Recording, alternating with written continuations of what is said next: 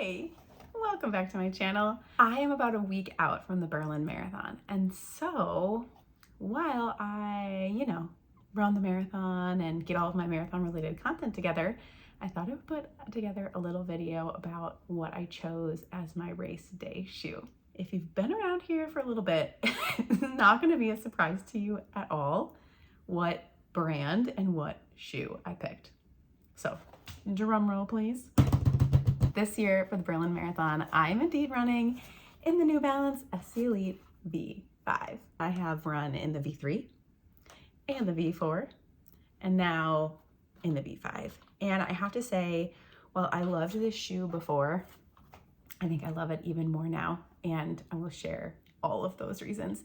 But I wanted to share a little bit about what the previous versions looked like before we talk about why I like this one so much. I ran my very first marathon in the New Balance SC Elite V3.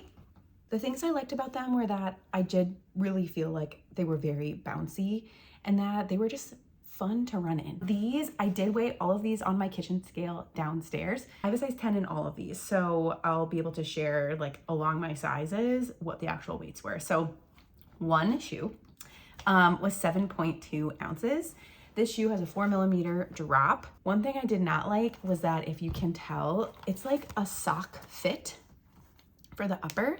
And so I really had to lace these tight. And I typically wear a runner's knot in my shoes, and I could not do that with this shoe. So while I didn't feel like I was like slipping at all when I was running the marathon, it just wasn't my favorite feature. I would say I had pretty okay gripping, but the shoe itself was pretty narrow. So I know some of my friends who like a more stability shoe didn't like that. They felt like they were feeling pretty narrow in this V3. If you want to still try to find a V3, you can try, but they're pretty hard to find these days. So let's move on to the V4. Now I will put up my link to my race day shoe saga last year that I had with the New York City Marathon, because these puppies took a few tries to find. Long story short, I think I got a botched pair initially and they gave me blisters. So I had questions about whether or not I was gonna wear these, and I ended up finding these sort of like last minute, maybe a month before the race, and I was able to order them. So comparing, these are heavier than the V3. They are 8.1 ounces, still 4mm drop. It's also, in my opinion, a wider shoe. I don't feel like there's as much tapering. There's not as much tapering like on the outside of the foot. I felt very, very supported in these, and I definitely loved the gripping on the bottom. You can still find these on sale.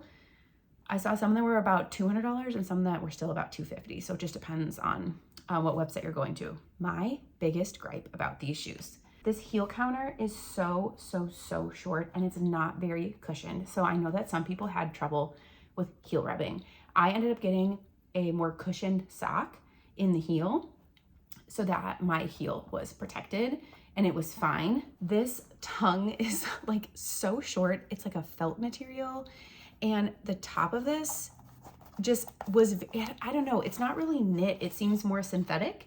And so it's not very like comfortable or like bendable to my foot. It just isn't my favorite upper in a shoe. And when you're spending as much as I spent on these shoes, you should have a good upper. Like, you just should. Let's move on to our very fancy V5s. First off, I just love the color. I love the design. I feel like I got flames on, like my racing stripes. They are 6.5 ounces, so much lighter, almost an ounce and a half lighter than these guys. We still have a really nice bottom. I feel like I have good traction. I'm not afraid, even if things are slippery. Going through those aid stations, it gets slick out there. By the way, all of these shoes are carbon plated race day shoes. There it is. So things I love about this shoe: the heel counter is so much improved from the V4. Look at that difference. It is taller, it's more cushioned, it's very nice and comfortable.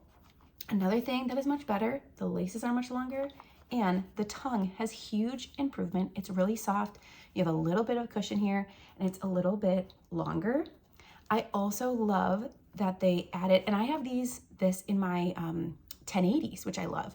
There is like this little bit of fabric in there that just helps give you a nice lockdown when you're wearing the shoe. This shoe does have a higher drop, so it has an 8mm drop instead of a 4mm drop. One thing that if you liked and felt like this was a little more stable, you might not like the V5. It's a little more tapered, and so you don't have as much like surface area, especially in this arch area. You see how much more tapered that is? I don't mind the narrower base, and it kind of reminds me of the V3, but look even at the heel, right? It's a little bit more narrow. So those are just some things to notice if you're thinking about getting this shoe. So that's it. These are my race day shoes. I cannot wait to wear them on the streets of Berlin. I'm gonna feel fast and wonderful and floaty. With that, I will say goodbye. When you see this, I'm gonna be in Germany.